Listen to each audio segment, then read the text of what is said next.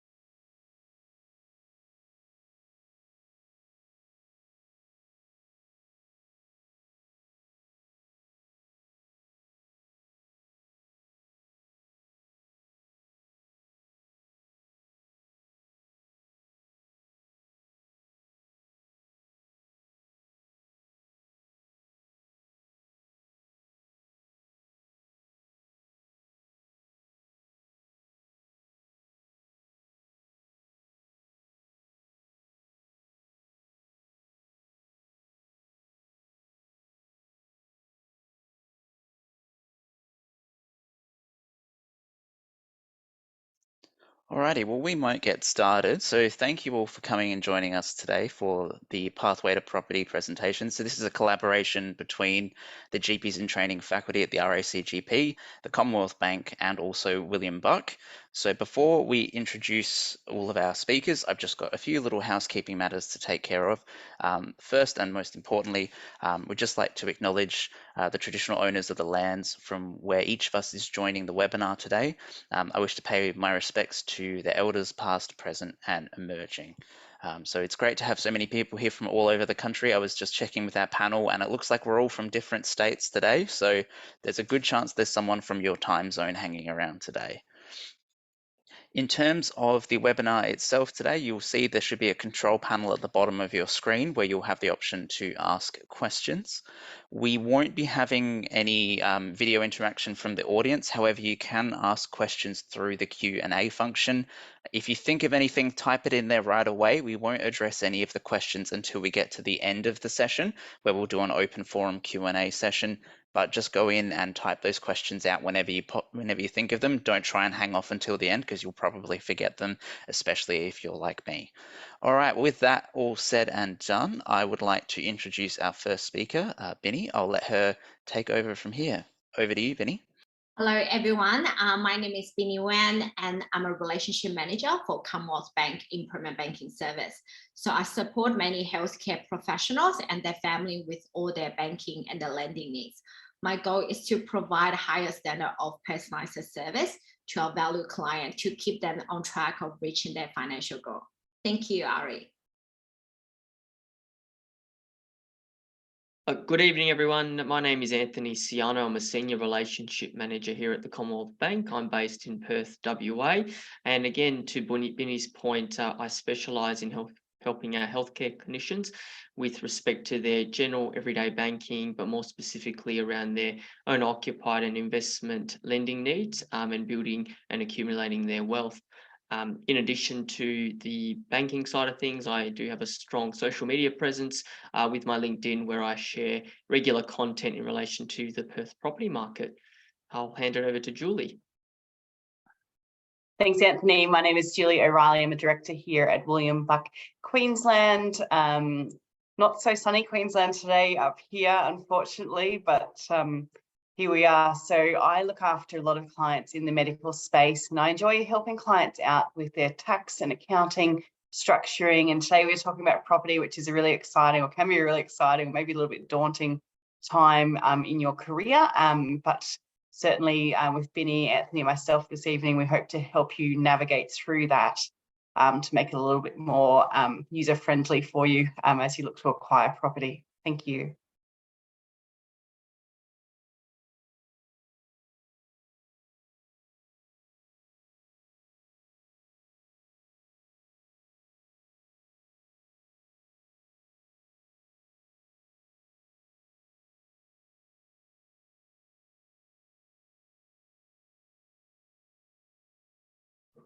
Yes, so we're just going to touch base on the learning outcome today. So by end of our CPD activity, you should be able to work out how much you can afford, upfront cost, deposit requirement, available government grant and concession and taxation consideration, understand key consideration for buying at auction, private sale and of the planned home purchase. Understand also the reason why people invest property, including the key consideration, benefit and the risk. Understand consideration for choosing the right type of home loan and how to pay your loan faster as well.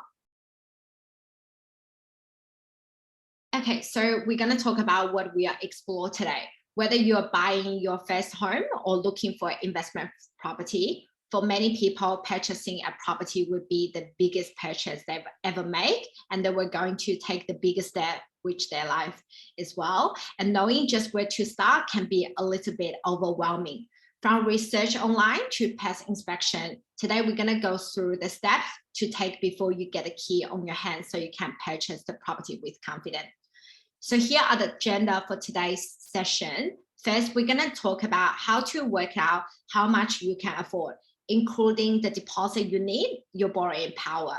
First home owners government grant may be eligible for, and some of the upfront buying costs you can expect. Then we'll discuss how you can research the real estate market when you're looking for a property so you can make informed decision. Next, we'll go through the steps involved in buying your property. Then we'll provide you with some information how to choose the right type of loan for you. And then we'll finish off today's session by opening the floor with any questions.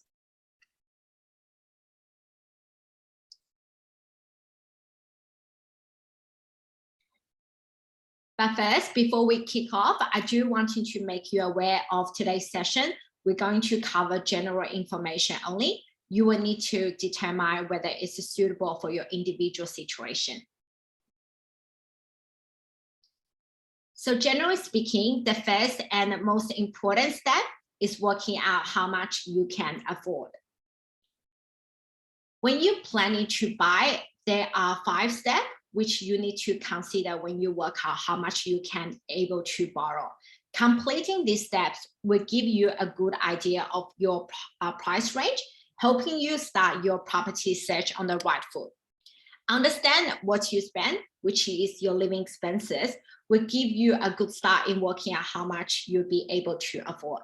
Be as thorough and realistic as you can with your expense, and think about things that may change when your loan approves. For example, you may have to pay more public transport and have extra expense to cover.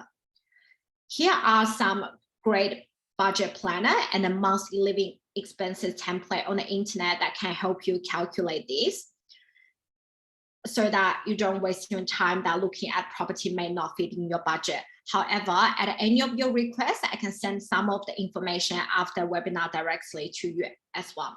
You're also wanting to get an idea of your borrowing power early so you don't waste time. Some things that may impact your borrowing power, such as your income, saving and equity, your other liability, including things like loan, child support, and existing credit card limit. Repayment history on recently closed existing liability, and the type of loan you want, which we're going to talk about later. No matter what type of property you're after, there are some important costs outside of the deposit and home loan you should be aware of. Factoring fees such as stamp duty, legal fees, moving costs, and the insurance when you start saving so you're not hit the surprise later on. You can use the stamp duty and upfront cost calculator, which is located on the internet, to give you more understanding. In terms of repayment, you can choose to pay weekly, fortnightly, monthly, depending what works best for you. Consider how much money you want after your repayment for your living expenses and saving for your investment. As things change, you may think of changing repayment so it works with your lifestyle.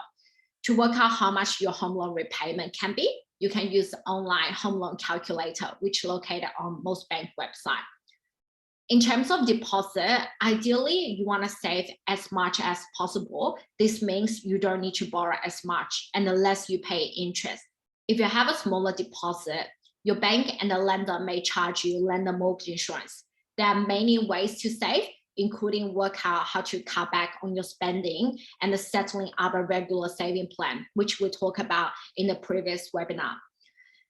Next, we're going to talk about deposit. Typically, 20% deposit towards the purchase of property required. However, there are other options if you have a deposit, which means less than 20%, such as paying lender mortgage insurance. This is insurance which you pay to the bank for the bank to lend you a higher loan amount closer to your property value, such as 90% lend. This does not cover you as a customer and is non-refundable. Second option would be guarantor support. This is an option where guarantors such as family member help you secure a home by mortgaging their own property as extra security for your loan. This can help you avoid paying lender mortgage insurance. It's important to know that we highly recommend potential guarantors seeking independent legal and financial advice before deciding provide a guarantee so that they fully understand their obligation, risk, and the impact they may have in their financial situation. If you're a first buyer, you may be eligible for grant and concession depending on the state you live in. We'll touch more on this in a moment. Last but not least, some lenders allow eligible medical professionals to apply to have lender mortgage insurance waived subject to loan meeting business rules. Recently, I helped many medical professionals to save them additional costs. If you can use the money to purchase your brand new furniture for the house, it's better than paying for the insurance for the bank. Once you decided how much you need to save for deposit, break down your goal into incremental payments over your chosen period of time to stay on track on your deposit. So now let's run through an example of deposit. As you can see, the higher the saving, the lower the amount required. Note this is an example only, and as I mentioned earlier, many banks allow doctors to borrow up to 95% without lender mortgage insurance. So if you are interested to have a chat with myself or Anthony, we can work out the applicable lender mortgage insurance waive under your personal situation. Okay, so next we're going to talk about different government grants as well. So there are 4 government grants, which is most common schemes we're going to talk about today. First, I'm going to talk about first home owner grant, which is once-off payment for eligible first home buyer who purchase or build a resident property to live in. The grant amount, eligibility criteria, and the payment of first home owner grant, it varies between states. So it's important to check with your relationship manager and conveyancer. Anthony, what sort of like is the first home owner grant the same in WA? Hi, Benny. So each state has its respective grants that are applicable, but in WA, typically if you are a first home buyer looking at building or have recently purchased a brand new dwelling, that extends to a $10,000 grant that is applicable for those eligible individuals in that instance. That's good. Thank you, Anthony. So like I mentioned before, each state is very different. So it's very important to understand which state you are purchasing and what sort of like concession you'll be eligible for. The second one is stamp duty concession. Depending on how much your property is worth, you may be able to pay less in stamp duty. So in Victoria, property price under 600 is eligible for stamp duty waiver. However, from 600 up to 750, there's a discount on first home buyer stamp duty concession. Next one is family home guarantee.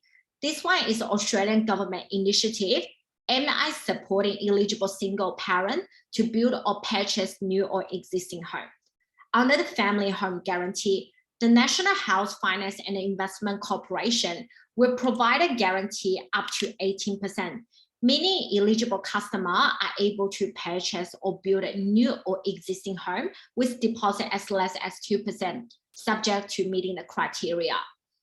Next one is First Home Super Saver Scheme, which is a scheme that allows you to save money for your first home using your superannuation fund. This scheme run by Australian Taxation Office help first-home buyers save faster by allowing them to withdraw voluntary super contribution they have made to the super up to 30,000. Okay, so now we understand about the government grant and the concession. Next, we're going to talk about something which may improve your income. So determine by self-assessment of your current situation, your income will determine your borrowing power. So there's a couple of things we may consider. For example, working towards a promotion. If you have a promotion, then depends on each bank's criteria, you may able to provide us with a contract which we can adapt your new income. Also, if you have a part-time job, for example, working in a hospital, if you have a part-time job doing something else, we can also using your income as well. Anthony, do you want to touch base in terms of the clients you experience with, like working a doctor?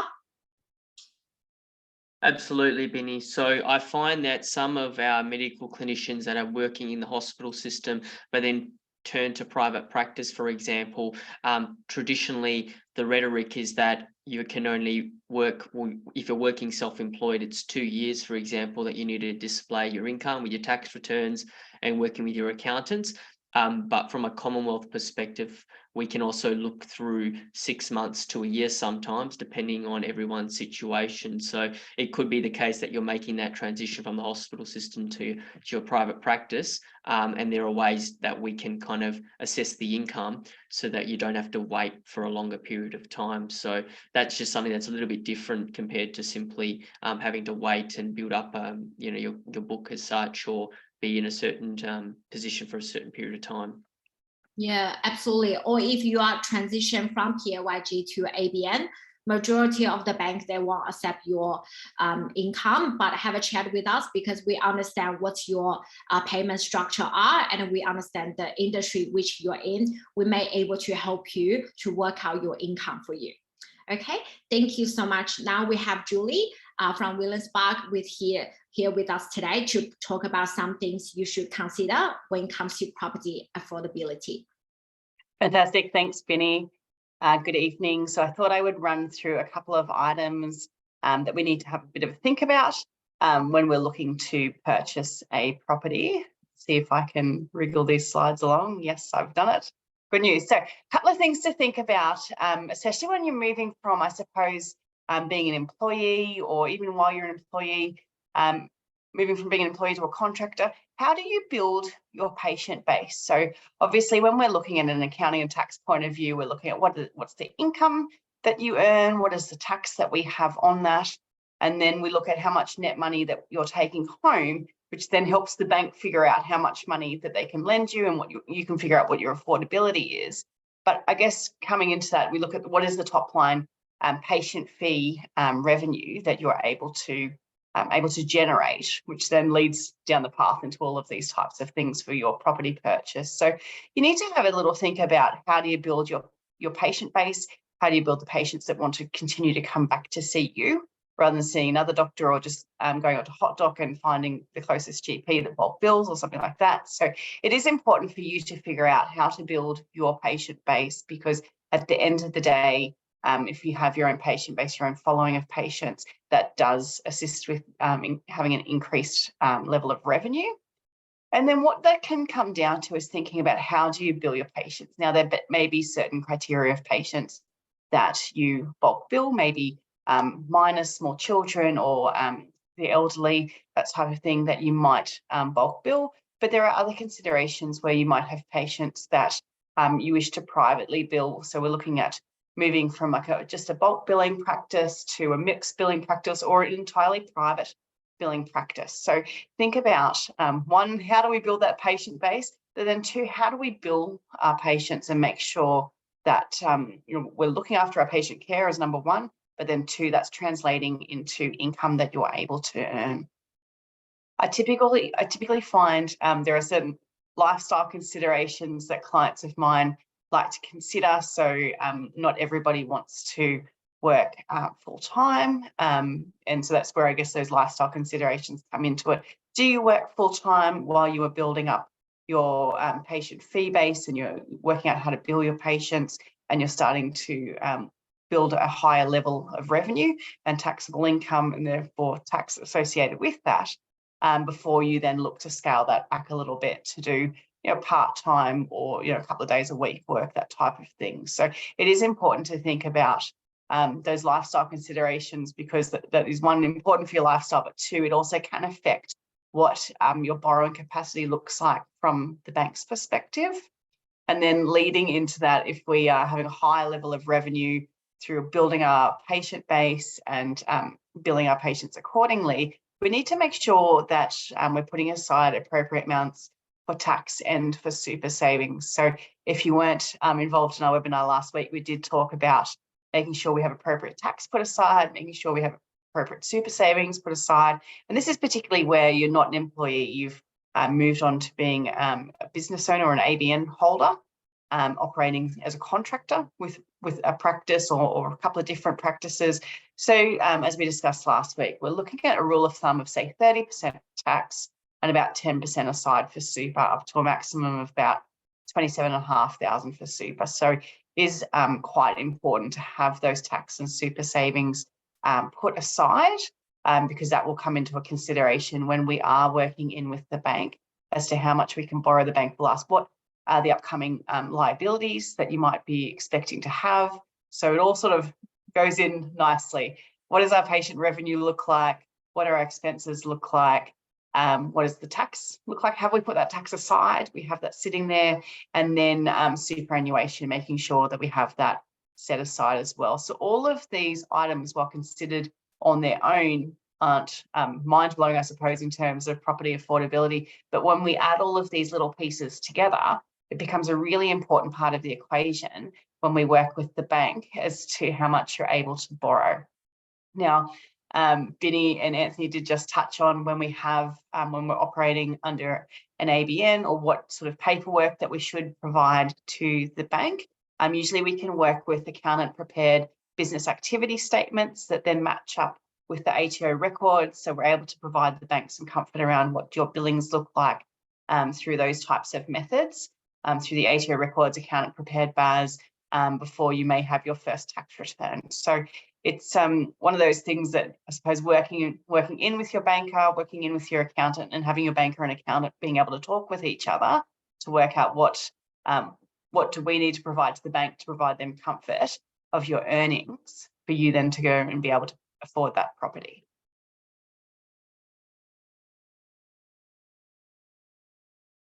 Terrific. I'll take over here, Julie. But Thank you. Thank you for the warm handover. So this is the exciting part where we begin and we look at the property itself. So I'll just scale it back one more. Basically, when we talk about looking for a property, it can be quite a challenging time because there's so much information out there. You've got friends, you've got other lenders, you've got online platforms. It can be quite troublesome just to identify which kind of channel to go down and whether you're going to buy a property to live in. Is it a property for investment? What amenities are important to you? So it kind of feeds back to our conversation that we spoke to last week, which was identifying kind of the net outcome, or the reverse engineering the scenario to see what's most important to you, and then reversing that and seeing how do we get there. So if it's to buy your first home, is it in the areas that your work is located nearby? Is it within your budget? And does it have obviously those other amenities that kind of come in tandem with that? And that kind of filters on to this slide here, which talks about your local experts, and it builds on what Julie just mentioned with respect to what I would call our A team. So working alongside your home lending specialist, which is your premier banker, your solicitor or conveyancer, the real estate agent, and obviously your accountant. But in essence, when we come into the equation, we should definitely be involved at the early parts so that we can help formulate a bit of a roadmap and help to understand what kind of scenario, what kind of borrowing capacities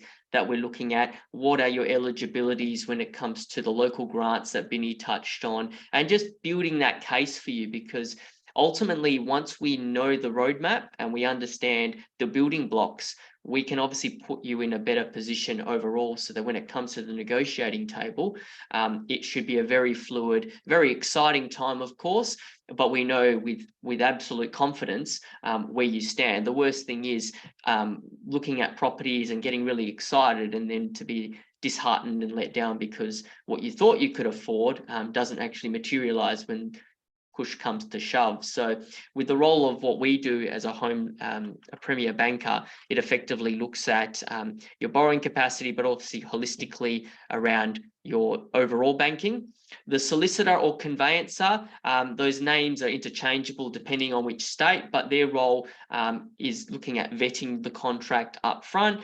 Many in different states, I know in Western Australia in particular, offer the service of reviewing a contract before you even submit it to the seller. So again, it's quite useful because you might as well engage their professional skills, allow them to review the contracts and work out to ensure that you're best protected, but also the fee or the service doesn't change as such. You may as well engage them early in the process because they can add a lot more value for you. They also help with the apportioning of rates and just checking and vetting to make sure there's nothing untoward on the property itself. So they'll just see if there's any late debts or any other vested interests against the property that you're looking at buying. So that's where we work alongside the conveyancer solicitor to make sure that the property you're buying obviously doesn't have anything untoward against it.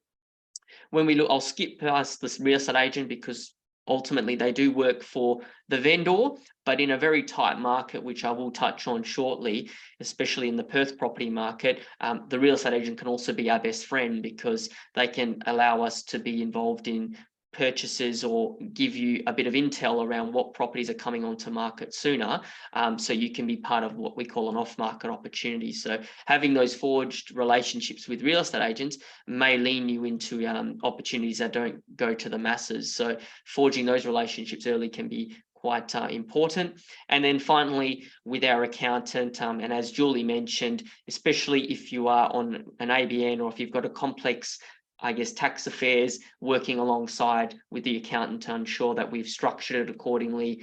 We can obviously obtain financials, again, removing you from having to worry about all the additional paperwork and ensuring that we can put together that roadmap in such a manner that's very seamless and allows you to focus on your day-to-day life and obviously focus on what you enjoy and your day-to-day operations. So that's just a very quick summary of our local experts.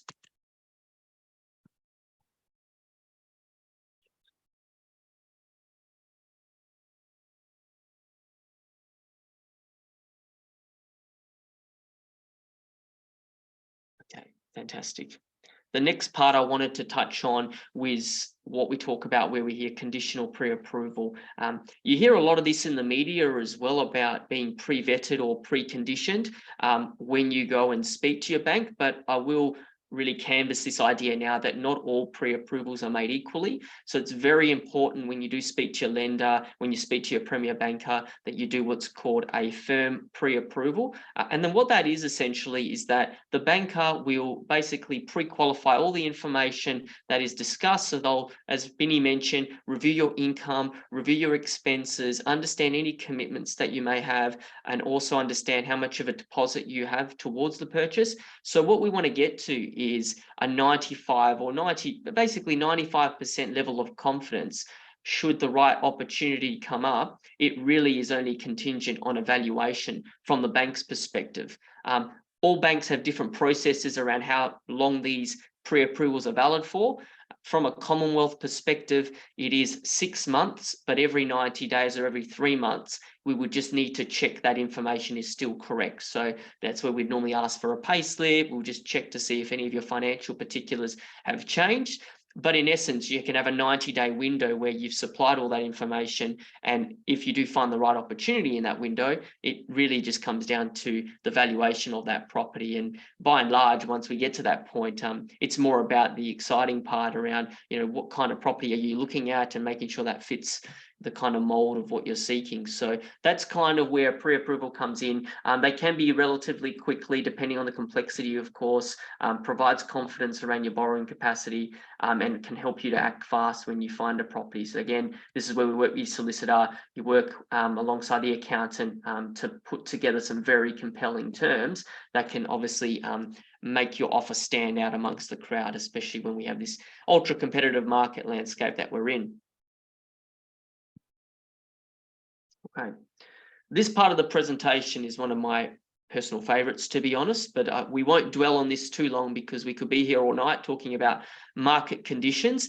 But just for our, I guess, reference, the Commonwealth Bank works very closely with CoreLogic, which is a data analytics company that sources a lot of information about the property market. And they basically help supply a lot of the information that we hear in the media around where pricing and values are going in the market. So we will just really highlight as well, in the whole nation, we have around 15,000 suburbs, and within each suburb and within each state and territory, there are multiple markets as well. So it can be a very broad question when we hear, how is the market going? How is the Australian property market? It's a very subjective lens because each market operates very differently to each other. So again, this kind of slide will just basically talk to very briefly national home values, where they're sitting, where the growth is at the moment, I guess, differential between advertised stock and demand at the moment, and looking at sales volume, and then clearance rates as well. So we'll briefly touch on each of them in a moment. So if we look at the latest data from CoreLogic for national home values, there's actually been a marginal uptick. I think it was about 0.6% in April. So irrespective of all this rate hiking environment that we're in, values have still seem to be quite resilient, and it's actually been led by Sydney, which was up. I think it was just over 1% in the last data sample that was supplied. That's due to a few different factors based on the CoreLogic research. A lot of it comes down to what's happening in the rental markets across the nation. So they are quite tight with vacancy quite low, and that's a function of what's happening from a population perspective, with Treasury estimates suggesting nearly 400,000 for this calendar year of new migrants coming through, especially from the international side of things, students beginning to flood the market post-COVID, which is obviously putting a lot of pressure on the existing stock in the market. So even though we have a lot of pressure from the interest rate side of things, we are still seeing a bit of pressure overall. Again, each property market has its unique iterations, but by and large, the key theme is that there is a lot of pressure on rental markets at the moment with an influx of more population. Even though rates are moving up, the option is whether the average person chooses to rent or whether they choose to buy, both of which are quite a challenging option to enter. So prices have still seemed to stay quite static, and haven't seen absolute growth, but they haven't dropped off. So it's kind of starting to oscillate at that kind of point of view at the moment. If we just tilt now to the Perth market in particular, I was just going to quickly talk through a couple of key things that we found in the last couple of years in particular. So if I talk to the Perth market at the moment, there is around 6,000 properties available for sale. If we cast our minds back to pre-COVID, there was over 17,000 properties for sale. When we look at the level of sales activity, we were looking at around 600 a week back in 2019 versus 1,000 a week now. So you're seeing that the demand to supply ratio is quite imbalanced there. And again, it's similar across the nation, but I can talk to Perth a little bit more because it's something that I'm a bit more familiar with. So we can see from a demand and supply perspective, we are having a lot more demand outweighing that supply side of things, which obviously when there's limited supply and more demand, that does put pressure on price. If we also look at the fact that when we look at relative values across the nation, Perth alongside with Darwin in particular, have some of the most affordable housing markets. So the average or the median price is hovering around that 600,000. When we look at our counterparts in Melbourne and Sydney, you're looking at over $1 million in those respective markets. So that does obviously mean from a relative affordability, there are other pockets of the market that are performing, I guess, or can be a little bit more attractive. And that also depends on each of their relative fundamentals. So again, in some markets like Perth, unemployment rate is very low. We're still being elevated by the mining boom and the level of employment opportunities that have also come through there. So it has led to still a lot of interest in that local market from a property perspective, irrespective of the fact that rates have moved up in line with the Reserve Bank's cash rate increase from 0.1% in 2022 to its current level of 3.85. So I guess broadly speaking, irrespective of the fact that interest rates have moved up, market conditions still seem relatively robust, but it's hard to kind of pick whether we've actually hit the floor, whether we're going to still see growth, or we're just going to continue just to kind of coast along. I think that'll be decided in the next 6 to 12 months as we approach that high in the cash rate, and we kind of see what's happening with population, what happens with the resource sector, but it also depends internationally as well as to what happens in the US. The Ukraine war as well, and those sorts of factors at play. So in essence from this, it really is contingent on a few different variables, and we shouldn't look at the market in isolation. Each market operates within a sub-market.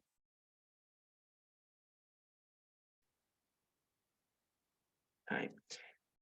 I'm going to now tilt the next part. So we touched on when we buy a property, obviously assessing key things to be mindful of and completing a pre-approval. But one way in which we can do this is via an auction. So I'll enlist Binny here to maybe talk to the auction market, given that in Melbourne, it comprises a lot more of a, I guess, part of the market. In Perth, it's probably only 4 to 5%. So Binny, can you share with us a little bit more about the key things to be mindful of at an auction?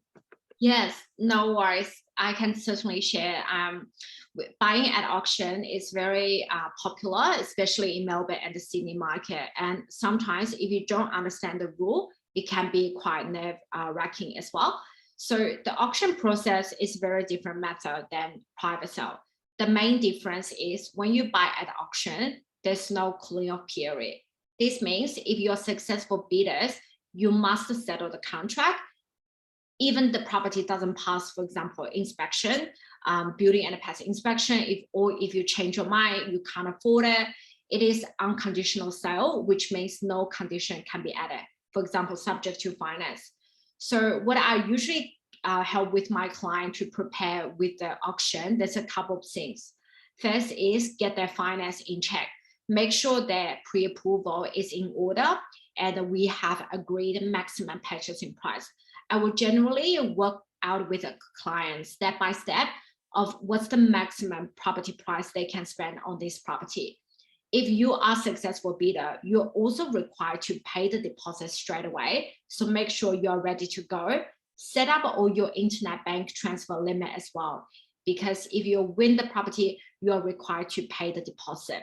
If you're a first-time buyer purchasing at auction, it's a good idea to talk with your premier banker to get your finance in check.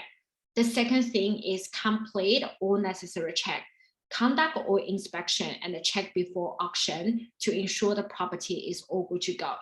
If you're serious at buying a property, for example, if you want to spend 1 million, 2 million on a property, it is recommended to get a building and a pest inspection. It can save you thousands of dollars in the long run.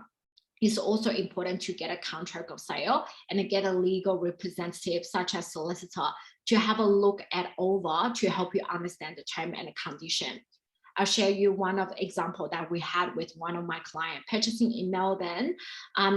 They've got a big swimming pool, which they are really interesting because swimming pool are very good for the kids. When he sent me the contract of sale, the first question I asked for him is, there's no swimming pool compliance certificate. So what is going on with the property? So in Melbourne, there's a rule, you must get your swimming pool checked by compliance team to make sure your swimming pool is reached the safe criteria. and they say, oh, we have no idea about the compliance. Then they come back to the vendor and ask, where's the swimming pool compliance report? And the vendor says, unfortunately, we don't have it. In the end, my clients have obtained a report from the compliance officer, inspector for the swimming pool, and turns out the swimming pool didn't pass compliance check, which means there's a lot of things they need to do to fix the swimming pool. In the end, my client was very interested in the property. However, he goes through the report with the swimming pool compliance team. It needs to spend like $50,000 to fix the swimming pool to reach its compliance level. Therefore, it's very important to get your compliance check. There will also, prior to auction, I will ask my client, this is some question you need to check with the real estate agent. For example, why are our vendors selling the property? How long has the property been for sale? Ask seller, were they willing to take offer prior to auction? Has any offer been received? Or has any offer been refused? Because right now in Melbourne, it's very common we're seeing a property list for 1.5 to 1.8 as a listing price. However, the property end up selling for 2.5 million. So it's very important, like Anthony mentioned before, be as thorough as real estate agent and ask them question. Don't afraid to ask. And for example, you can ask, is the property vacant? What the reserve price, how much they're willing to let it go for, what's the settlement term? So this sort of thing is very important. Anthony, do you, when your client purchasing property, what other things you will like check with them in terms of like agent, or what sort of a preparation work you will let your client know? Definitely, Benny. So good shares there.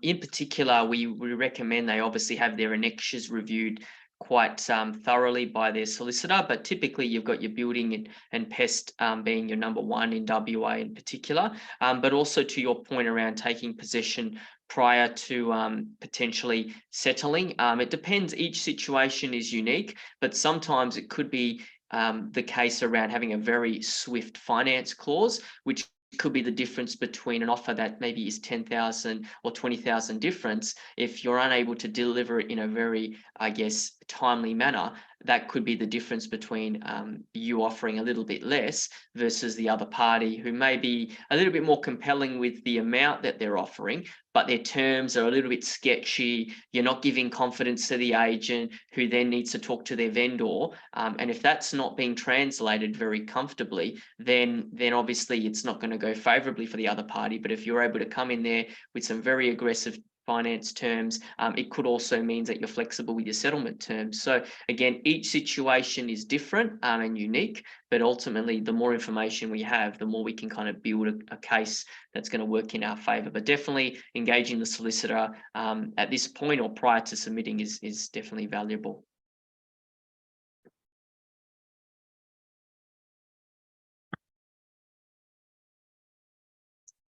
I'll build on that point as well, Benny. So when we talk about buying through private sale or private treaty, this is where you essentially do the negotiating with the vendor via the real estate agent. So you basically would receive what's called an offer and acceptance document, contract of sale. Both are used interchangeably, and essentially you put forward your offer, which obviously includes the price, the terms around the finance, any other clauses that you have, the settlement timeline, etc. And then if the vendor comes back, they may either reject your offer, they may counter offer. You might be in a situation where you're in a multi-offer situation. Again, I'm talking more about in the WA market, where you can essentially have more than one offer put forward, and the vendor via the real estate agent gives the option to the seller to look at each of those offers and then choose one which they can negotiate with. Private sale, I guess, it's just a fundamental part of the WA market. Again, auctions haven't really taken off in our local market, I guess because we have a finance clause with private treaty. So if things don't go according to plan, normally if that's because the client can't service the loan, etc., there are ways in which the sale doesn't proceed. But in essence, it gives the opportunity to speak a bit more to each party in a bit more private, as opposed to going through an auction process, which has, I guess, a bit more, there's probably, you could argue, more transparency, given that everyone knows on the day as to what it's going for as well. So that's what happens with a private treaty, but we obviously look at reviewing the contract prior to submitting it to ensure that you've put forward the most compelling case. The next point is we're looking at buying off the plan. As the name suggests, buying off the plan essentially means buying when there are no title being issued, or normally it relates to apartments that haven't been built yet and there is no physical dwelling as such, hence why off the plan, no title, no dwelling as such. They have a few things that we need to be mindful of. The first one is you normally need to stump up quite a significant deposit. So if it is, for example, a $500,000 off the plan, normally they require you a 10% deposit up front, which is normally not refundable unless you choose to sell it after, once it's completed. That obviously comes with its inherent risk, because if you've signed a contract today for 500,000, that development, number one, may not actually get off the ground, firstly, and secondly, that $500,000 apartment may not actually be worth 500,000 once it's complete. So you run into a little bit of headwinds if things don't materialize. Fortunately, in some instances, especially during the COVID, I guess the pandemic, most of the off the plan that I've seen have actually translated to be quite a favorable purchase, purely because those contracts that were locked in at 500,000, for example, that cost of that building, and to actually replicate that today, the final value is probably at least 10, 20, 30% more. So you can potentially do quite well there when it comes off the plan. But obviously there is a lot of risk associated with it, because there's a bit of a time lapse between when you pay a deposit and when you actually enter the property, or whether it's an investment or whether it's to live in, that has that inherent risk as well. So a couple of other benefits that I will share is that there are certain, the moment the governments have announced some stamp duty relief, just to encourage more off the plan development. So that could also be a benefit. Again, speaking to Julie and the like around whether that might be beneficial to your situation as well. And of course, just doing your thorough kind of comb through all the documentation pertaining to an off the plan development, because again, you're not physically moving into it right away. So you need to be wary about the type of developer you're engaging. Where's the proposed build going to be? What's the deposit requirements? And just being mindful of the kind of lag between when you actually will move in as well. So there are a couple of things that we would just need to be across.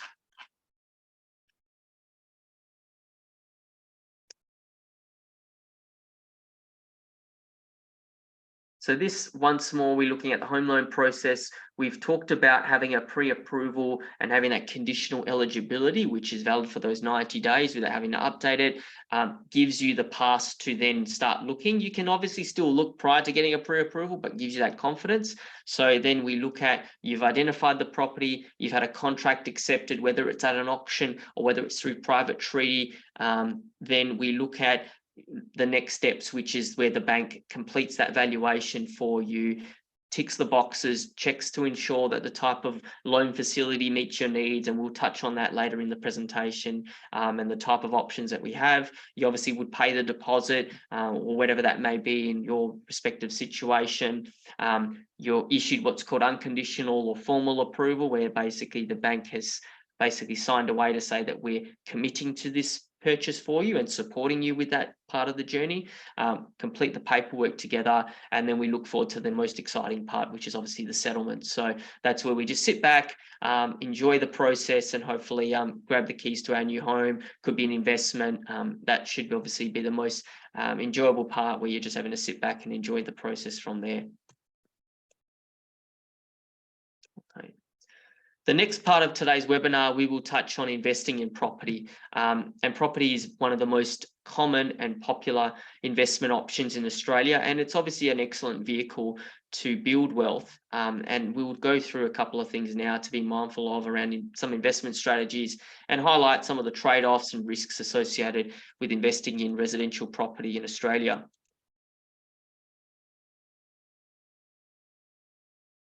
Okay, terrific. So we've just got a little bit of a cross section here around the benefits and the risks associated with it. I guess the key things, number one, I would say, without even looking at the slide, would be it's that tangible nature of that asset class relative to other asset classes, for example, shares and the like, where you can actually physically touch that asset, whether it's in the same state or not.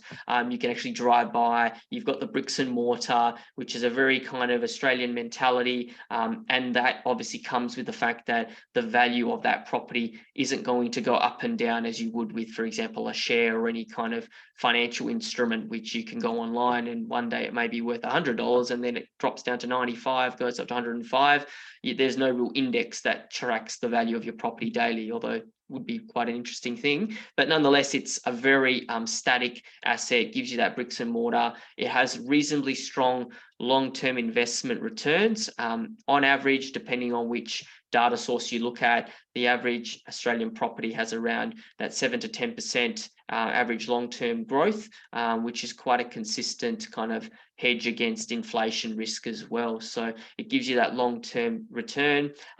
We can also talk to the financial benefits through the gearing side of things. I might, if Julie's online now, maybe just briefly touch on, I guess, positive and negative gearing, just so that we can give that sense of what that entails, so that the audience may be familiar with it if they're not. Julie? Yes, I'm here. Sorry, I had some trouble pressing the buttons to unmute. Yes, so things to think about. So if you are negatively gearing a property, it actually means that you're most likely paying money out of your pocket to afford that property. So people will talk to you, you go to a barbecue or a dinner or that sort of thing, and people say, I've got this negatively geared property and it's fantastic. And yes, there can be tax benefits of having a negatively geared property. But if we think about what that actually means, it actually means that we're having to take money out of our pocket and pay for that. So can work from a tax point of view, but it actually means monetarily you were losing money out of your pocket. Hope that helps, Anthony. Thank you, Julie. Absolutely. That's the rhetoric you hear, especially in the media, and a lot of property spruikers talk about negatively gearing your property, and you get those tax associated benefits. And what Julie just rightly pointed out, it may not be suitable, of course, because it does take money out of your back pocket. So just bearing in mind, everyone's situation is unique and it may be beneficial in some instances, but the financial taxation aspects to it. And then obviously you can sell the asset for a very healthy capital gain, meaning that the purchase price versus the sale price can obviously generate a positive return. And in Australia, again, maybe later in the presentation, Julie will talk about capital gains and some of the benefits that are associated there as well. So there are a couple of the key benefits that we will see when it comes to residential property. If we turn now very quickly to the risks involved, it's more, I guess, the first one would be the purchase or acquisition costs. Unfortunately, each state and territory loves to levy property and make it a bit more expensive to enter the market. So via stamp duty, which is just a state-based tax, generally can be anywhere from 3 to 5% of the value of the property. So for example, in WA, if you purchased a property for $1 million, you're looking down the barrel of $45,000 to the state government simply because of the right or the privilege to buy property. So that can kind of be a little bit of a deterrent, but longer term, obviously, there are net benefits associated with that asset class as well. So purchase costs are one. You could also argue, I mean, this can be argued either way, property market fluctuations, where if you're hearing in the media all the time that properties are going down and there's a crash, all those sorts of things, doesn't really pertain directly to property, but there is, like any other investment, potential for the value to kind of move somewhat. But you could argue as well that that volatility perhaps isn't as large as other asset classes. The other point you could say is liquidity. So the ability to sell down the asset may be a little bit longer compared to other assets. So if you go onto a share exchange, you might be able to sell shares a bit quicker, which property may take a bit longer. But again, it is relatively quick, that process, if you are looking at selling in the right conditions as well. And then lastly, of course, if it is an investment, tenant damages and not getting that right tenant. So it's very important as well, if you are choosing to lease out the property on your own, doing your due diligence and making sure you're getting the right person looking after your property, or if not, engaging a property manager who can help to kind of vet through those potential tenants that they're looking after your property as well.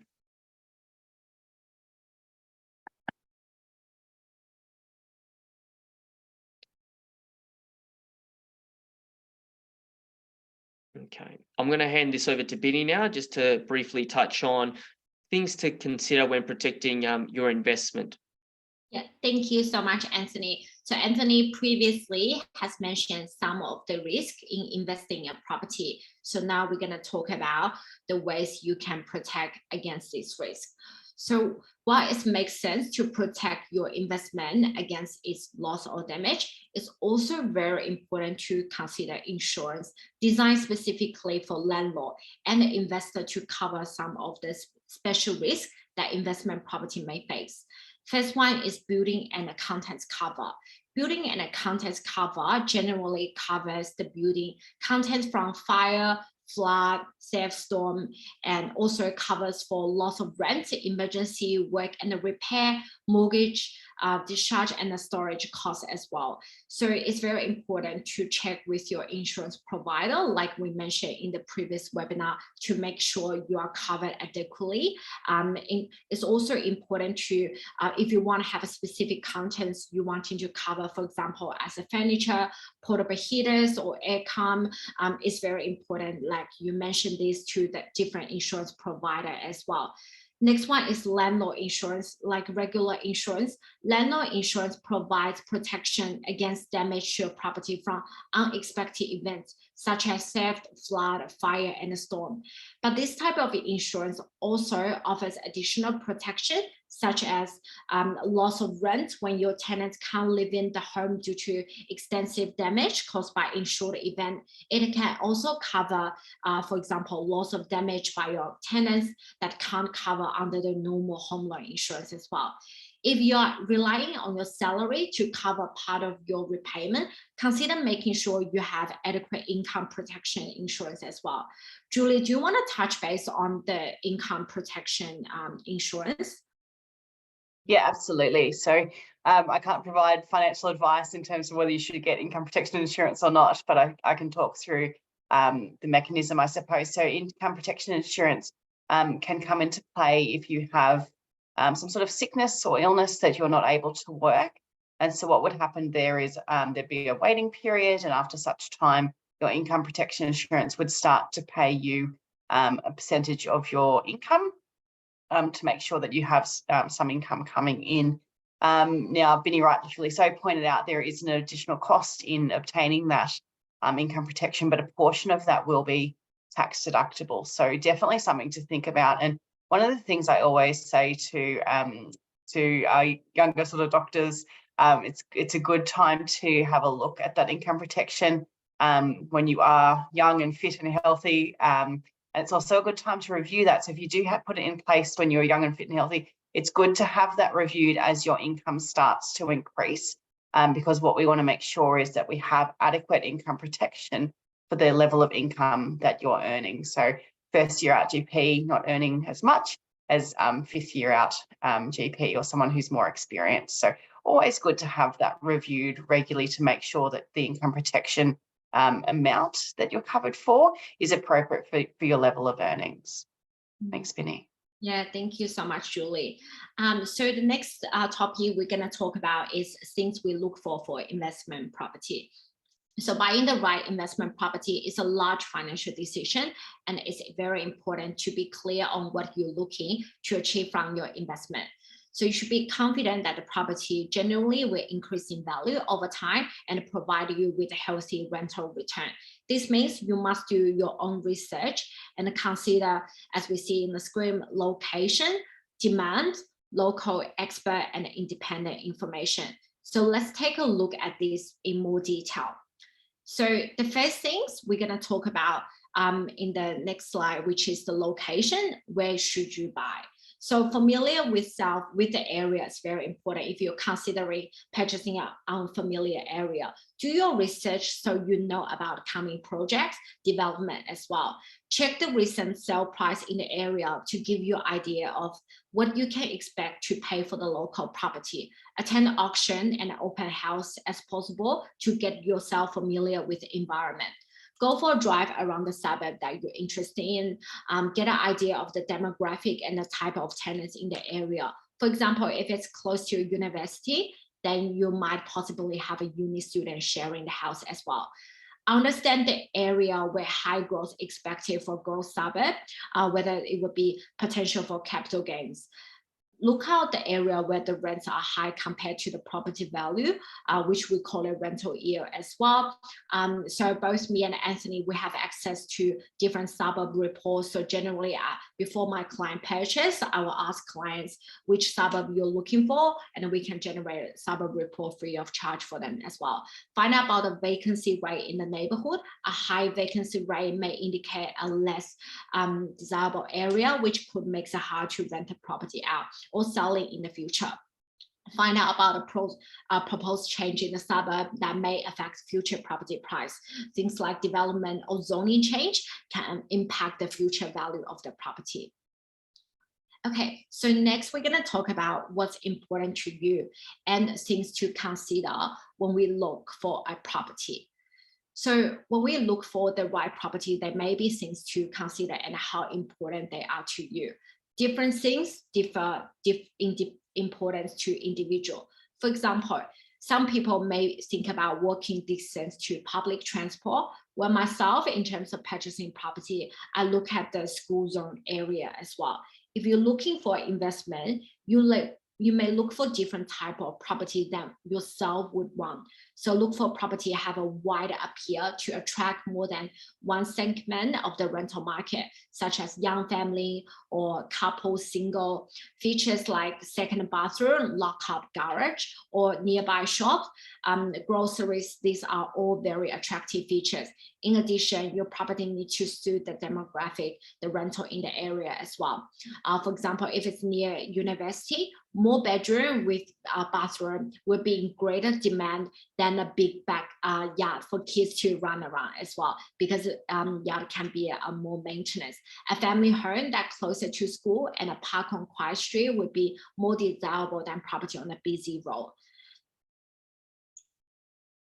Okay, and then we're going to talk about why people invest. So most investors typically invest in real estate for a couple of reasons. So the first is positive or negative gearing, income, diversification, and capital growth as well. So like Julie mentioned about positive and negative gearing, this can be very important in terms of what type of investment property which you are after. Get advice from expert can be very important. As with all investment, strategy should be aligned to your goals, circumstances, and the risk preference as well. You should definitely consider talking to a professional, like your banker, a financial advisor, accountant, or even tax specialist before investing. There's also other things to consider as well. The purchasing structure sometimes can play a very important role, whether to purchase the investment property under the trust name or under the individual name. This can be important. Julie, do you want to touch base on purchasing under the trust? Because I find a lot of medical clients, they are starting to looking at purchasing under the trust. Yeah, correct. Thanks, Binny. So it's important to have a think about what your structure looks like before you go to purchase the property. So whose name is that going to be in? Is it going to be in your name? Is it going to be in your spouse's name? Is it going to be a combination of your name and your spouse's name, or will it be in a trust? So it's really important to be quite clear from the outset. What is the purpose of buying this property? So is it an investment property, or is it a primary place of residence that will turn into investment property? So it's always a good idea to think about what is the idea behind the property, and what are we aiming to do with that in the future? And then that's the sort of conversation that you'll then have with your accountant before you sign anything. It's important to have that conversation about what do you plan on doing with the property? So purchasing under the trust, as Vinny said, can be a good idea. So it is a separate legal entity. It can provide you flexibility in terms of capital gains and distribution of capital gains down the track. It can provide you asset protection. So these are good things. But it's important to note, if you have a negatively geared property within a trust, it can be tricky. Those losses can get trapped within the trust until such time the property is positively geared, or we make that capital gain and have those losses to offset that. So it's important to know upfront what we're doing, why we're doing it, what's that property likely to look like in terms of financial factors, and make sure that you know what name to put that property in before you sign something. It's always best to get that advice first before you sign something. If you do sign something, it can be a little bit more, nothing's undoable, but can just be a bit more expensive to figure out down the track. So always a good idea to reach out first before you sign something. Thanks, Vinny. Yeah, definitely, Julie. I do have like scenario where client has decided to purchase under their individual name, and the 10 days before they decided to change to a trust name. It's just going to be a more stressful time for everyone. Very stressful. Because we need to make sure, Anthony will know, we need to get the trust set up first, whether it's a family trust or it's like a corporate trust, make sure everything is in line, and then we change the application. So it's very important to have the structure right, and then make the decision first. Yeah. Okay. And then next, we're going to move to, in terms of, Julie already mentioned about difference of positive gearing and negative gearing. So if you are an investor looking at purchase one, you came across the term gearing very often. Like Julie mentioned earlier, it's very important to understand what gearing is and the possible benefit and the risk that comes with it. So today we're just going to run through a basic example of how positive gearing works. So a property is positive gear when your rental return is higher than your ongoing interest repayment, and also other property related expense such as strata and a water rate. So we're gonna look at Tony. So Tony has an investment property and received $26,000 per year in rental income. His overall property expense for the year comes to $21,300, which including all the interest repayment. So Tony's property is positive gear by $4,700. The income she will get from the positive gear property can put the money in her pocket to help her confidently meet loan repayment. It can also set the money aside to spend on other things. Keep in mind that you're expected to pay tax on the extra income your investment property generates. So you may need to set aside money for the tax as well. Julie, do you want to add some points in terms of positive gearing? Yes, that's exactly right. So if we have a positively geared property, it means it is returning more money into our pocket, which is great. But it is important that we do keep that cash aside to make sure that we're having money aside for the additional tax. So if you look at the income there of $200,000, plus we're having that net gain on the property during the year, we need to make sure that we're setting aside, say, an extra 40 to 50% of that, just that net capital gain. So 40 to 50% of the 4,700 to make sure we've got sufficient cash when it does come around to tax time. Yes, definitely. And the next example, which we're going to talk through, is exactly the same, which is negative gearing. It's a tax reduction strategy. So a property is negative gear when the rental income you receive is less than your interest repayment and other expense. The key benefit of negative gearing is any loss may be able to offset against other income you earn, such as your salary. It helps you to reduce your taxable income and therefore reduce your tax payable. However, like I mentioned, everyone's situation is very different. It's suggests to have a chat with your accountant to find out what you can and can't claim on a rental property. So look at the example right now. Debbie has an investment property and received $20,800 a year in the rent. Her outgoing, including loan interest and expense, is $28,000 per year. So she is effectively losing money on this investment property. If Debbie earns $80,000 per year and can offset $7,200 loss against her income for that year, effectively she only paying the tax on $72,800. Okay, so now I'm gonna move to Julie to talk us about taxation consideration in terms of investing property. Fantastic, thanks, Binny. Let's see if I can get this to work again. It's a little bit slower on my end, but hopefully it seems to be okay. Good. Okay, So when we talk about investing in property, so Benny's talked about negative gearing, positive gearing. We've talked about making sure that we're borrowing the money and those sort of things. So I guess we might start with the bottom right-hand corner here of that triangle where we've got taxable income, or whether it's a deduction. So that's talking about taxable income if we're adding to our income, so it might be positively geared, or if it's deductible against our income. So that's where we're talking about it's negatively geared. So that bottom corner of that triangle on the right-hand side there, I like to think of a bit of a byproduct of owning a property. So the aim usually in owning a property is to look for that capital growth in the property value. So at the end of the day, we're going to sell, like Anthony said, we're selling our property for a greater amount than we purchased that property for. That's the aim of the game, I suppose, a little bit like Monopoly. But if we're thinking that is the aim of the game, that we're having wealth creation, we're selling it for greater than we've purchased it for, the taxable income or the deduction, the negative gearing from that is a bit of a byproduct of that. So we move then to the bottom left corner, which is our capital gains tax considerations. So capital gains tax will be payable when we sell the property for greater than we purchased the property for, is the basic maths there.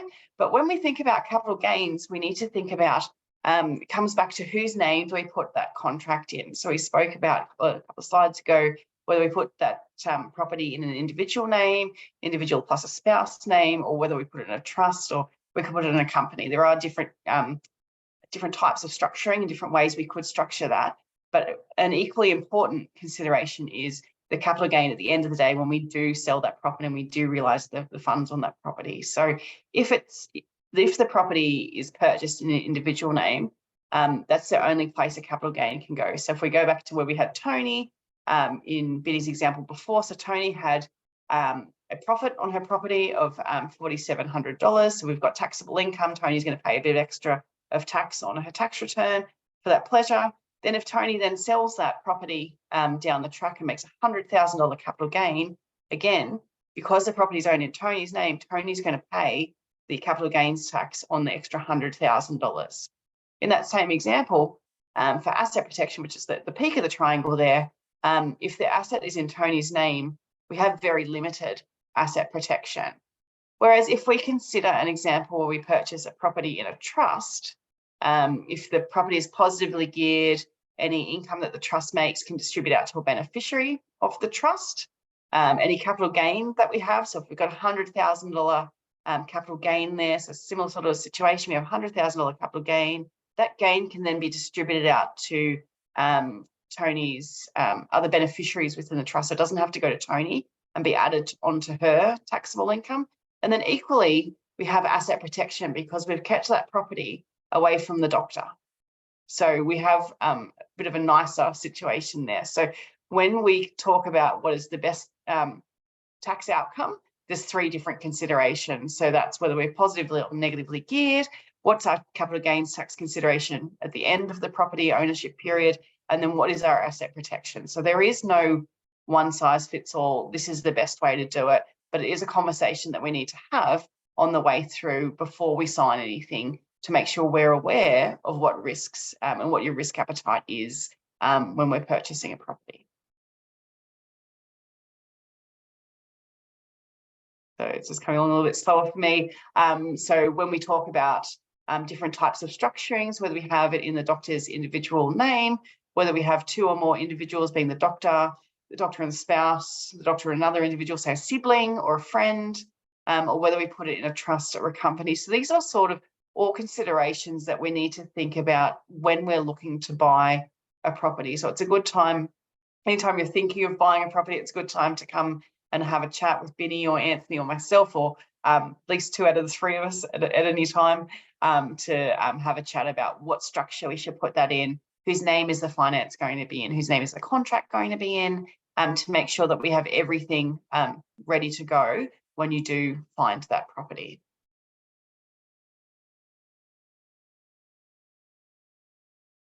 So some common things that we see in relation to taxation and property, a couple of tips and a couple of traps. So you might be thinking, oh my gosh, I've already purchased a property in my own name. What now?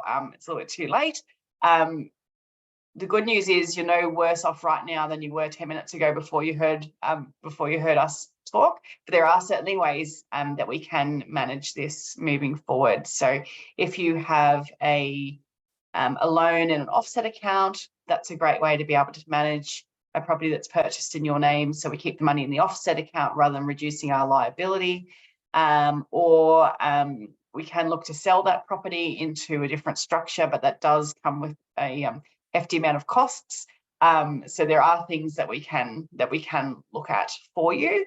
But I guess step one, don't panic. Step two, reach out and let's see, make an assessment of what that risk looks like to you.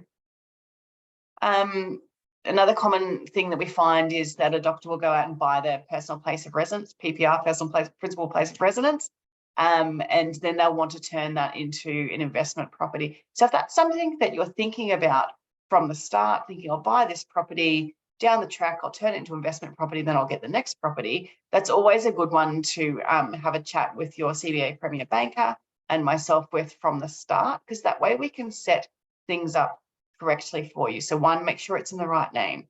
Two, make sure that your CBA Premier Banker is across having a liability, a loan against that property and an offset account. Then we can then use any money in that offset account to then go and purchase the next property. So it's just making sure that you're working with your trusted advisors and you're building that relationship from the start of your career to make sure that you know who to reach out to. If in doubt, reach out to one of us and we'll guide you in the right direction. In terms of cool things that you can tax deduct, I guess the coolest part it gets to, from my perspective, is to get a quantity surveyor report on the property. So quantity surveyor report is where we engage another professional who comes in and has a look at the property, and they walk through the property and they look at the oven, they look at the cooktop, they look at the floor coverings, those types of things, and they assign a value to those. So what that means, if we're paying $1 million for a property, they come in and they do a property report that details all of the things within that property, all the fixtures, the fittings, the floor coverings, all those things, and then work out how many years over which we can tax deduct those. So it's a non-cash tax deduction. So you pay to have the report done, up to say $1,000 to get that report done. That report is tax deductible. And then that report gives us as your accountant the ability to work out how much per year you can tax deduct. So it's probably about the coolest thing I can get from you for an accounting and tax perspective, but it does give you a non-cash tax deduction, which is always helpful. All right, am I handing over to you, Anthony? That's right. Thank you so Thank much, you. George. I can never understate how important the quantity surveyor is. It's one of those areas for a nominal fee, you can extract so much value from their services. So that's a really good thing for everyone to keep in mind. This part of the presentation will delve now into, I guess, the means in which we can obviously enter the property market, and that's obviously choosing the right type of loan or structure. So I'm just going to see if I can request control once more. Bear with me a moment. Fantastic. So essentially, when it comes to a Commonwealth perspective, but very similarly to other lenders, there are really only three key products now. There used to be what's called the Viridian line of credit or line of credit. That product is currently under review, so I won't delve too much into it. But in essence, it is a vehicle which was used more so in the past. But the key three ones that we typically look at now are your standard variable home loan, the extra home loan, or the fixed rate home loan. So if we go into each of them in a bit more detail, our standard variable rate loan is the full bells and whistles product. So it gives you that competitive rate with what we call an ongoing discount, with the benefit of having an offset account that allows you to kind of put your money into various linked accounts or transaction accounts that reduce the interest that's charged against your loan. The key thing with a standard variable home loan is the ability to periodically review your rate. So Other products in the market have limitations around how periodically you can review your rate. But with the standard variable rate loan, especially clients under the Premier Banking kind of regime, we periodically, every 6 to 12 months, ensure that you're getting the most competitive rate. And this product enables a regular repricing function, whereas other products don't give you that option. So it is a variable rate product, but it has an ongoing discount that allows you to periodically review that rate and has the ability of having an offset link to it. So that's the key first thing I would share when it comes to the standard variable rate home loan.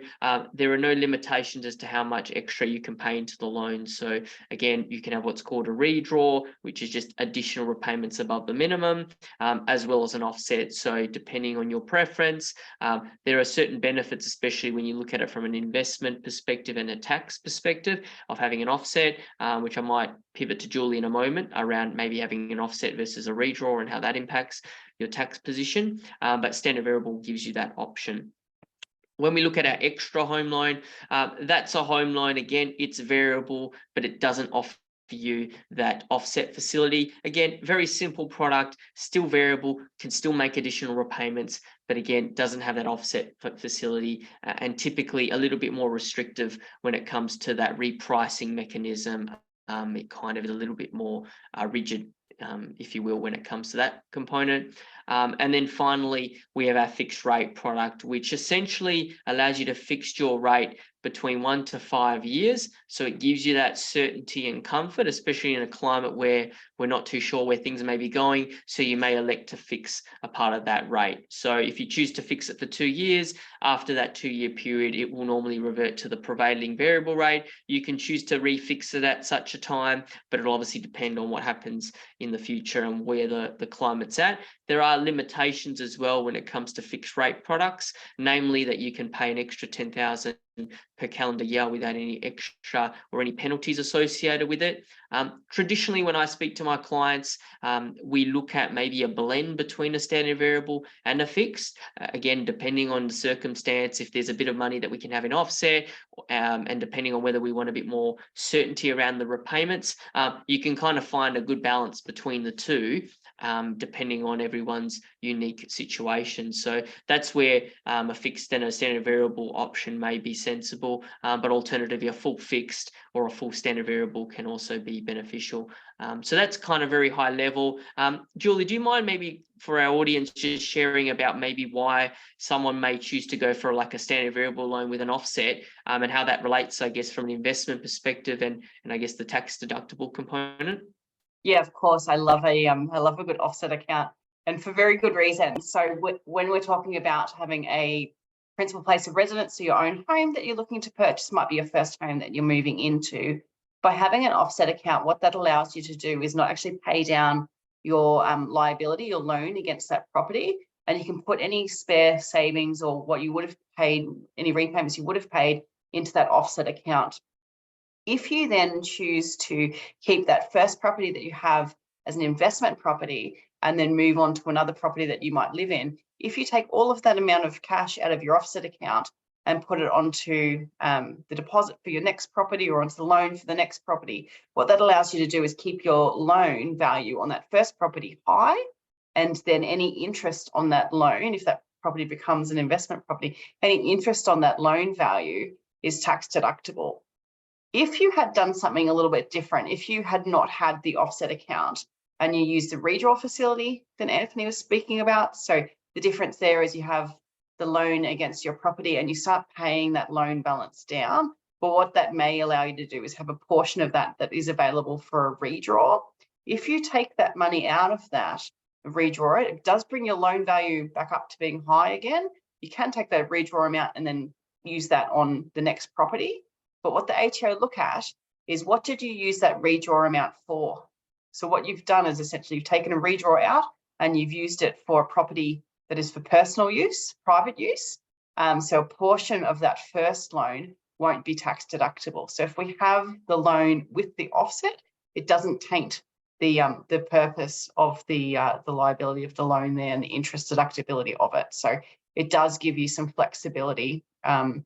There are other cool ways you can use a redraw down the track, but that I think is a topic for another night. But yeah, just important to note, there is a difference between an offset and a redraw, and there are purposes for both. Fantastic. Thank you so much for that succinct review, Julie. In the interest of time, I'll quickly delve into, I guess, the key differences between principal and interest only. As the name suggests, principal and interest means that you're paying down the loan and the associated interest with it. It's very common if it's a house that you're living in or your principal place of residence to go down that path of P&I. On the other front, though, investors sometimes go down the path of interest only. Again, it's not an exclusive thing for all investors, but it is a strategy as well that is common, whereby you look at taking out an investment loan and putting it on interest only, whereby you simply pay the interest on that loan and not actually whittle down the loan balance itself. So if we use the example of a $500,000 loan facility and you use an interest only facility against it, normally interest only is for a maximum of 5 years and then potentially for an extra 5 years on every once you review that. So you could technically have a 10-year window where you're simply paying interest on that loan. Now, again, from a tax perspective, there is that tax deductibility component that Julie spoke about. But the main, I guess, key driver that interest only may be of a benefit is that if you're able to see the value of the asset that you've bought over that time go up. So if you purchased the property and it was worth $500,000 today, in 10 years' time, it could be appreciated significantly to say to $700,000-800,000. And during that time, you haven't actually paid down the debt. You've paid a bit of interest, in which case you've got a bit of growth and you've preserved a bit of your cash flow. So that's where interest only can sometimes be a benefit. There are obviously risks involved as well when you're looking at interest only, because you're not actually paying the debt off. You're only just paying the interest component. And if the market does turn, that asset may actually be worth less than the debt against it. So something to be very mindful of. Interest only, a little bit more restrictive, can only make monthly repayments. The rate is typically a little bit higher than a principal and interest loan. And again, a principal and interest loan, you can pay it weekly, you can pay it fortnightly, you can align it with your pay cycle as well. So there are a couple of things to be mindful of, but we can obviously delve into that in a bit more detail at another stage. Next point here, this is just an example, but again, because we've only got a little bit of time, it just showcases the difference between principal and interest only, which talks about what I just said around interest only doesn't actually knock down the balance of the loan. It just means that you're paying the bank back the interest. So the actual debt itself doesn't reduce over time. So it just says here that in this case, the gentleman saved $59,000 by paying principal and interest versus interest only on it. But again, each situation is unique. And similarly here, there's another example coming up, but there are ways in which you can obviously pay your loan faster. This spells out that you can increase the frequency of your repayments and making additional lump sums. But again, if we have an offset facility, what we normally encourage is if you are using that facility to the best of your ability by just putting more money into the offset account, because ultimately the more money you have in an offset account, the less the interest that will be charged to you from the bank. So it's a case of building up that offset account. If it's from a mindset perspective, you may choose to put lump sums into the loan, but again, depends on what your preference is, depending, is it owner occupied, is it investment, does that have any other implications? But if you're building up the offset account, it's probably the most simple way of kind of paying down your loan faster, because less interest is being charged against the loan itself. And then finally, this was just a simple example again, by just making more frequent repayments.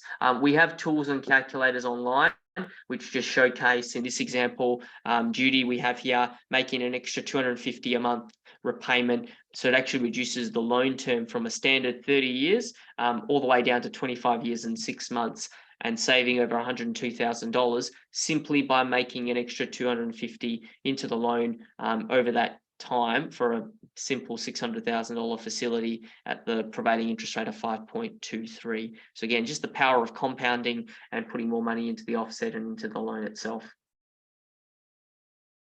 That concludes the formal component of our webinar. Thank you once again for coming along this evening. I might pass it over to Ari just to maybe run through any questions or queries that have come through.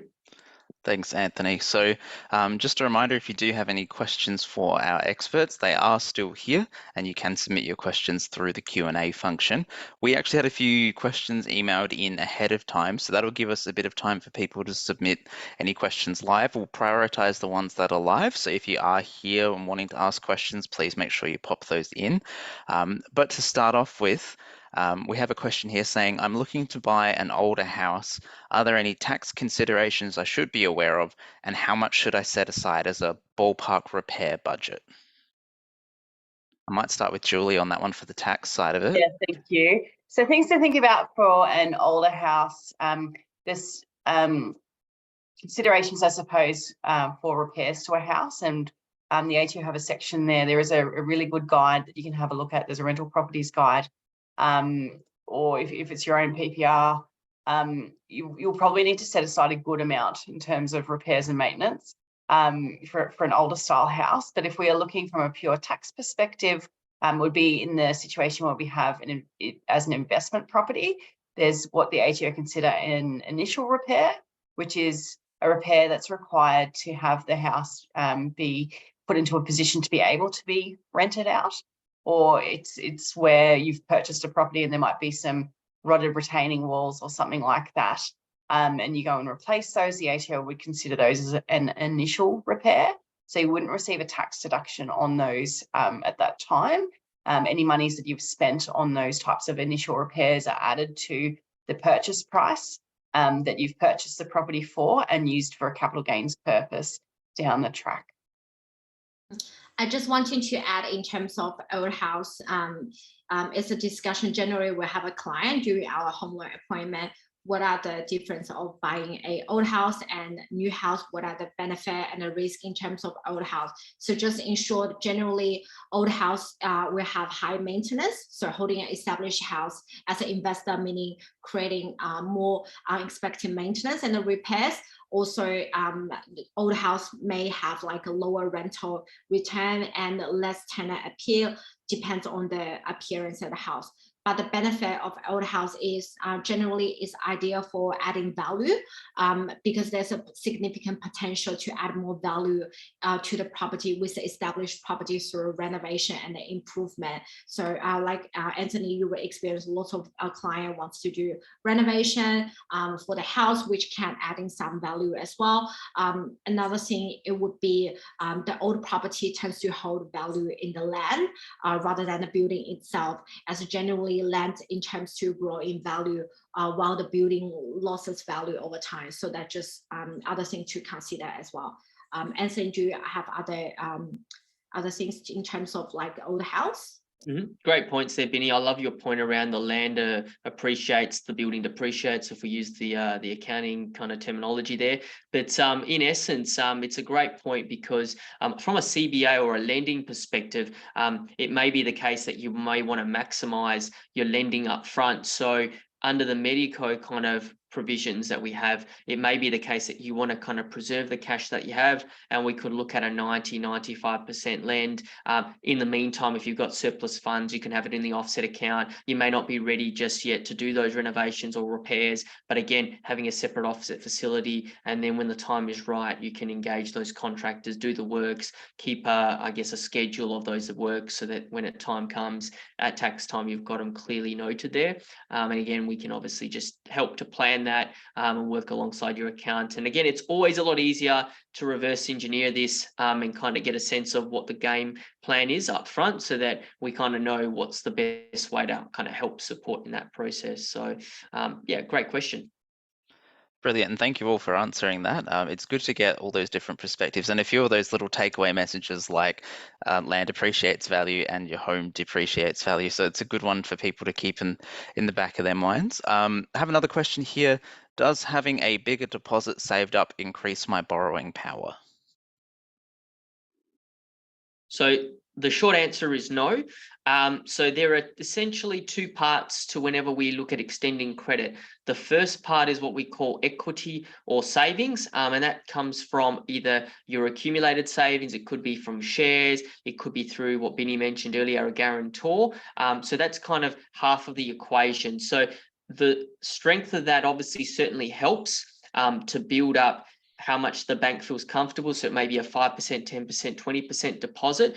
But the other part of the equation is the serviceability, or your income and expenses and your commitments. So that's how much can you comfortably afford on your income and any other sources of income that you generate. And that's where we would look at if there's been any changes to your income, whether it's a promotion or whether there's been a change in role, for example. That would also impact your improvement in your borrowing, but it could be a credit card, it could be a HECS debt that you've just paid off. HECS in particular does impact borrowing significantly, so get in early, especially. We seem to have lost Anthony. His internet held on as best as it could. Binny, did you just want to finish off Anthony's point about HECS impacting your borrowing power? Yes, definitely. So it depends on your income level. Right now, ATO, they've got a table which indexation on the 1st of June, as Julie knows. So that's also something to be. I think I just cut out, but Binny, did you want to add anything there? No, all good, all good. Yeah, we're just talking about like HECS can determine the borrowing. It's very important. Sometimes we'll sit down with the client. Let's say we go through your HECS. If you have like 20,000 HECS owing and you've got 100K in your offset account, like you can consider pay the HECS earlier, because like having a HECS, it's like having a separate car loan. It definitely can reduce your borrowing. Definitely. It's not even, it's a very good question, because we know equity is very important, but all these little commitments, it could be even a car loan that you're towards the end of paying off, and it's kind of sapping you of $500 a month or $1,000.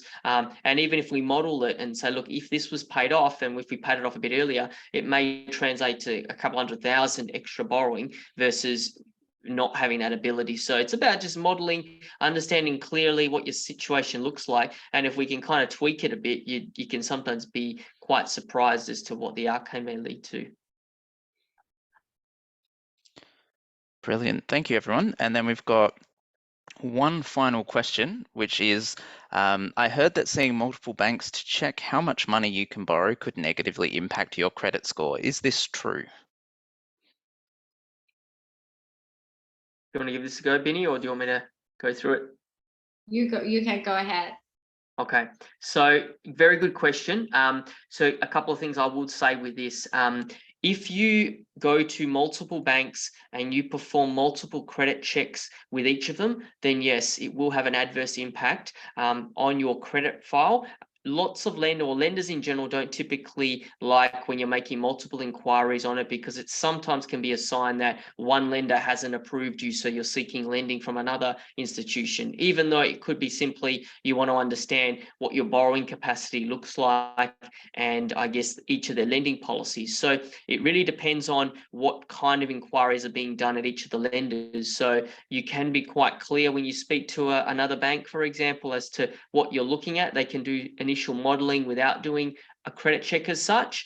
But if they do a credit check, then that can sometimes taint your application as well. But on the flip side, if you are engaging with, let's say, myself and Binny, we would obviously spell out, I guess, the trade-off around if we do the credit check up front and if we get that 90-day pre-approval in place, we're on our way towards securing that property a lot sooner versus doing modeling and then uncovering that there was some unknown debt that had appeared on your credit file that we could have outlined or highlighted sooner for you to then rectify prior to having a contract ready, and then we're having to kind of grapple and find an old Optus or some other kind of unknown debt that may have appeared on there that wasn't actually yours in the first place. So yeah, to answer the question, it can certainly be of impact, but it depends on whether a credit inquiry has normally been listed on your credit file.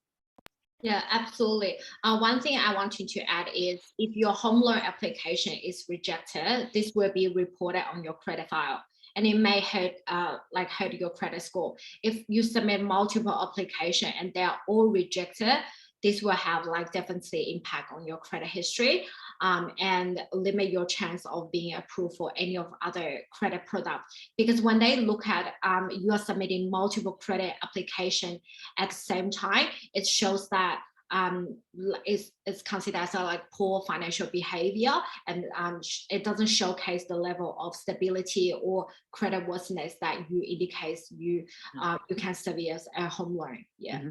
I would add on that point, finally, all lenders nowadays, especially a lot of the majors, are subscribed to what's called CCR, or comprehensive credit reporting. So that basically gives us a pool of the data around each of your positive credit inquiries, also your negative. So any credit cards, any personal loans, any car loans, any home loans, they're all kind of segmented now, so that they're all reported together. So that can also, there isn't any way of, I guess, trying to avoid it and just not disclosing a debt, for example. So that can also be very mindful of when you're making those inquiries.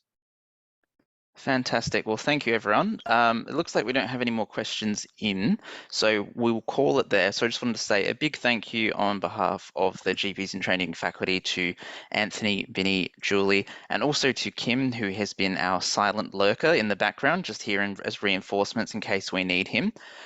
So thank you all so much for coming along.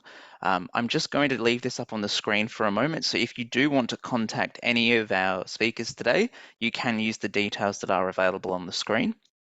This presentation has been recorded and will be put available on demand once the series of webinars has been completed. So you can come back and rewatch it if there's anything that you really wanted to catch. Encourage you to take a screenshot of these email addresses, because these guys know their stuff inside and out, and they're really, really valuable people to speak to. Other than that, thank you so much for joining us today and for your questions. We hope you found this session really informative, and we'll see you soon. Thank you again to our presenters. Have a great night, everyone. Thank you, guys. Well, Thanks, Aaron. bye for Thanks, now. Jeff.